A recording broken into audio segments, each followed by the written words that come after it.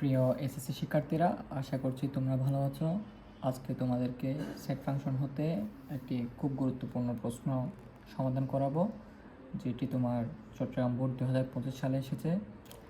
এরকম প্যাটার্নের অঙ্ক আশা করছি আমরা 2026 সালে এসএসসি পরীক্ষা বিভিন্ন বোর্ডে আসতে পারে। তো চলো দেরি না করে আমরা চট্টগ্রাম বোর্ড 2025 সালের সিকিউটা সমাধান করি।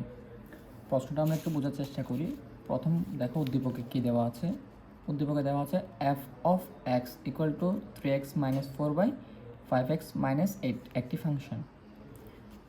2 নম্বর উদ্দীপকে দেওয়া আছে একটি অন্যয় S equal to x y such that x elements A y elements A এবং y minus x equal to 1, যেখানে এ ইকুয়াল টু -2 -1 0 1 2 3। এবার প্রশ্নতে আসি। প্রশ্ন বলতেছে প্রথমটা ক নাম্বার এফ অফ -3 এর মান নির্ণয় করো। তো আমরা সাধারণত জানি এটা একটি ফাংশন থেকে আসা অঙ্ক, যেখানে এফ অফ -3 এর মান নির্ণয় করতে বলবে বা এফ অফ অন্য কিছু নির্ণয় করতে বলবে। আমরা ধরে নেব উদ্দীপকে একটি ফাংশন দেওয়া আছে, ওইখান থেকে আমাদেরকে নির্ণয় করতে হবে। তো আমরা দেখো উদ্দীপকের মধ্যে ফাংশন একটি দেওয়া আছে। তো আমরা ফাংশনটি প্রথমে দেওয়া আছে দিয়ে লিখে ফেলবো, এরপর সুতরাং দিয়ে জাস্ট ফাংশনটা এখানে এক্স আকারে আছে, আমাদেরকে বের করতে হবে -3 আকারে। অর্থাৎ যেখানে যেখানে এক্স আছে এক্সের পরিবর্তে আমরা জাস্ট -3 বসিয়ে মানগুলো বের করে ফেলবো, একদম ইজি। চলো শুরু করি। তাহলে ক নম্বর প্রশ্ন, প্রথমে লিখি দেওয়া আছে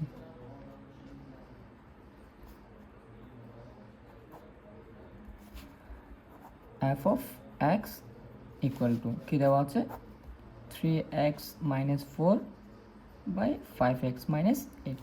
তো আমাদের বের করতে বলছে এফ অফ -3। তো আমরা লিখব সুতরাং এফ অফ -3 ইকুয়াল টু, দেখো এখানে এক্স ছিল, এখানে হয়ে গেছে -3।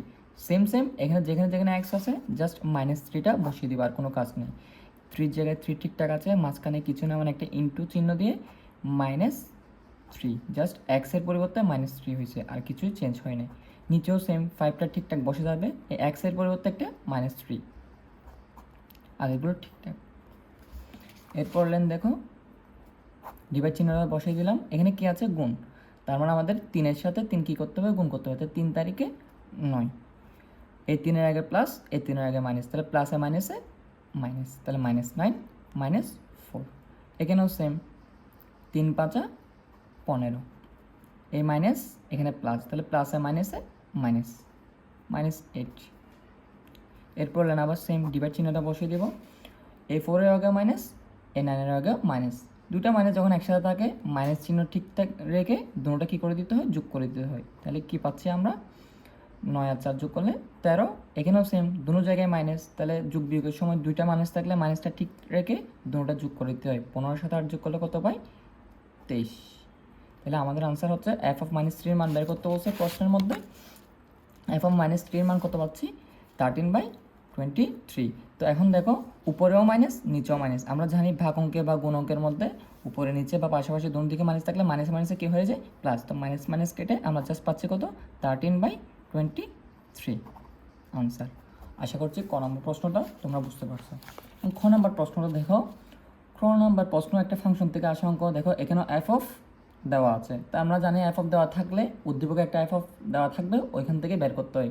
তো এখন দেখো এখানের মধ্যে এফ অফ 1/x² উপরেও আছে, এফ অফ 1/x² নিচেও আছে, তার মানে দুটো জায়গায় সেম। তাহলে দুইবার মান বের না করে আমরা জাস্ট একবারই মান বের করব, ওই মানটা দুটো দিকে বসিয়ে দিব। তো আমাদের নিয়ম অনুযায়ী প্রথমে যেটা ফাংশন দেওয়া থাকে উদ্দীপকে সেটা বসাবো, তারপর সুতরাং দিয়ে এফ অফ 1/x² এই জিনিসটা বসাবো। দুইবার বসানোর দরকার নেই, কারণ আমাদের একবার বসালেই হয়ে যাবে। আমরা প্রদত্ত রাশি দিয়ে দুটো জায়গায় মানটা বসিয়ে দিতে পারবো।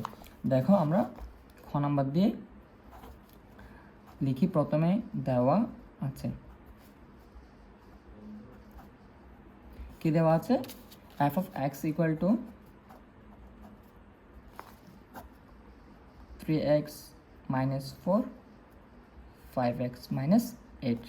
তো এখন আমরা কি বের করব এফ অফ 1/x²। সুতরাং F of 1/x² equal to যেখানে যেখানে এক্স আছে সেখানে সেখানে এখন কি হয়ে যাবে 1/x²। দেখো 3টা ঠিকঠাক বসিয়ে দিব ইন্টু এক্সের জায়গায় 1/x²।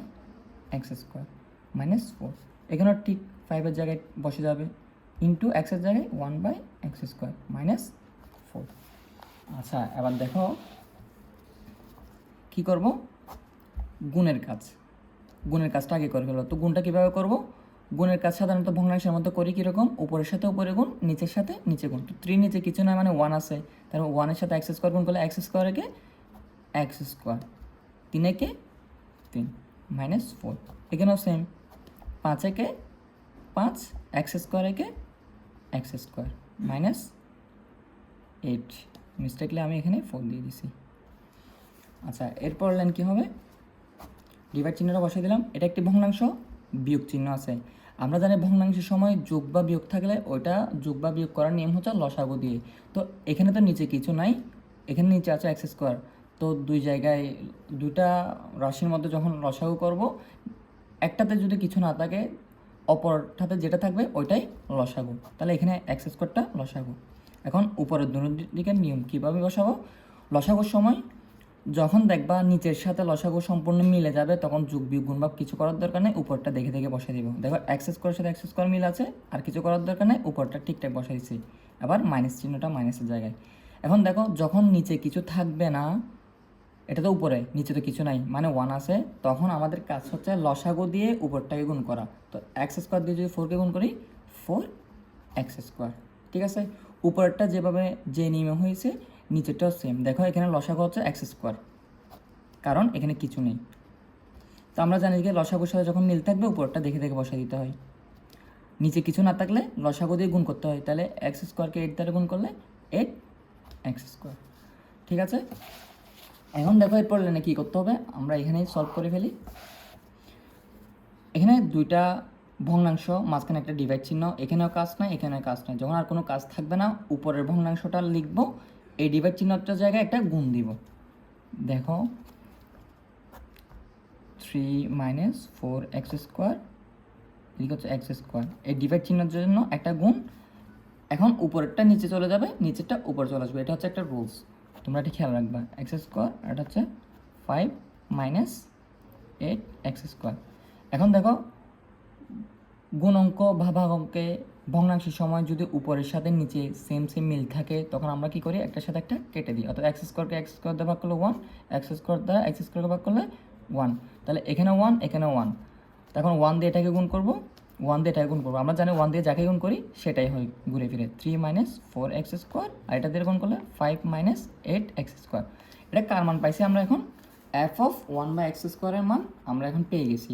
তো আমাদের তো f(1/x স্কোয়ারের মান বের করতে বলে নাই, আমাদেরকে মান বের করতে বলছে কার, f(1/x স্কোয়ারের সাথে -1, আবার নিচে গিয়ে f(1/x স্কোয়ার +1। তাহলে আমরা এখন পুরাটা একসাথে প্রদত্ত রাশি দিয়ে লিখে ফেলবো।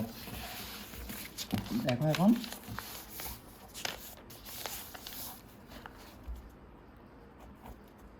প্রদত্ত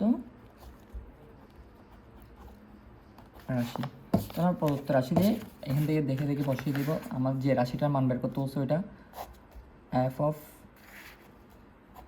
f(1/x square -1, f(1/x square +1) equal to চিহ্ন। এখন কি করব, আমরা এটার মান বের করছিলাম না, ওই মানটা এখানে বসাই দিব। দেখে দেখে কি বের করছিলাম মানটা দেখো, 3 - 4x স্কোয়ার 5 - 8x স্কোয়ার, তাহলে 3 - 4x square divide by 5 - 8x square. এখানে কি আছে আর -1, এখানেও সেম, এটার মান 3 - 4x স্কোয়ার 5 - 8x স্কোয়ার +1। খেয়াল করো কিছুক্ষণ আগেই বলছিলাম ভগ্নাংশের সময় যখন বিয়োগ থাকবে, ভগ্নাংশের সময় যখন যোগ থাকবে তখন আমাদের মান বের করার নিয়ম হচ্ছে লসাগু করা।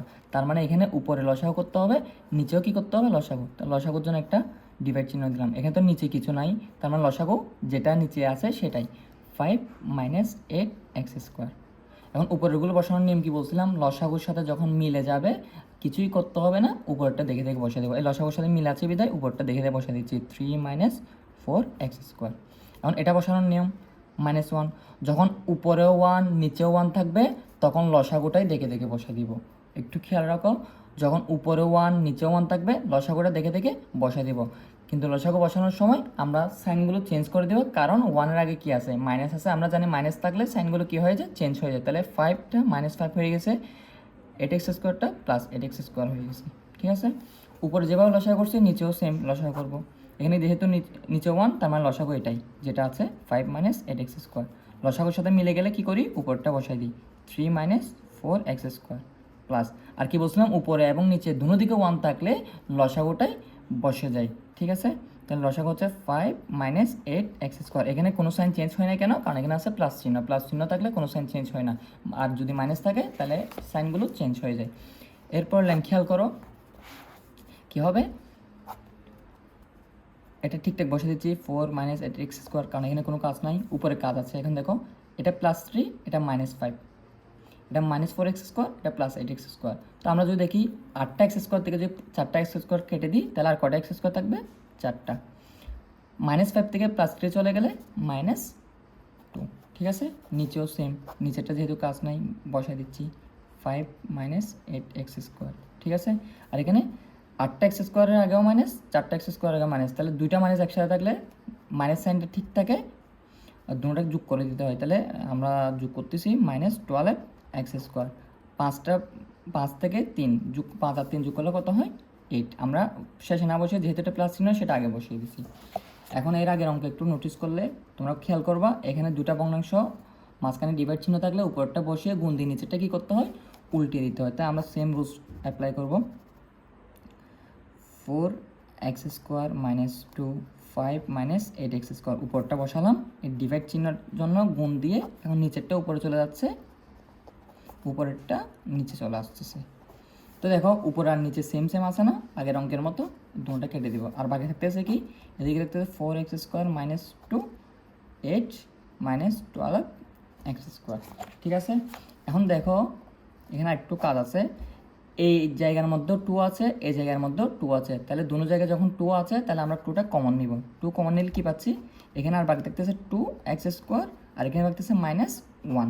ঠিক আছে, এখানেও 2 আছে, এখানে 2 আছে, তাহলে এখানে যদি 2 কমন নাও, আচ্ছা এখানে 2 না, এখানে আমরা কমন পাচ্ছি কত, 8, 4 কমন পাচ্ছি 4। তো 4 কমন নিলে এখানে থাকতেছে 2, এখানে থাকতে -4 দিয়ে 2 ভাগ করে 3x²। ঠিক আছে, যদি কাটাকাটি করি এখন, 2 একে 2, 2 2 4, তাহলে এখানে 2x² - 1, এদিকে পাচ্ছি 2 ইন্টু, আমরা কত পাচ্ছি, 2 - 3x²। তাহলে আমাদের কার মান বের করতে হচ্ছে, f(1/x² - 1/f(1/x² + 1) এর মান করতে হচ্ছে। তাহলে আমরা মান পেয়ে গেছি, এটা হচ্ছে আমাদের মান, তাহলে এটাই আনসার।